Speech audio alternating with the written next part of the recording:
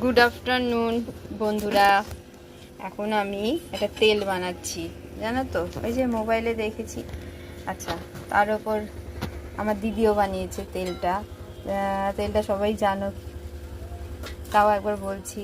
এই যে কি নিয়েছি জানো, এই যে নারকোল তেল নিয়েছি, তারপরে কালো জিরে নিয়েছি, মেথি নিয়েছি, পেঁয়াজ নিয়েছি, তারপরে নিয়েছি অ্যালোভেরা, এই যে অ্যালোভেরা নিয়েছি, কেটে কুচো কুচো করেছি।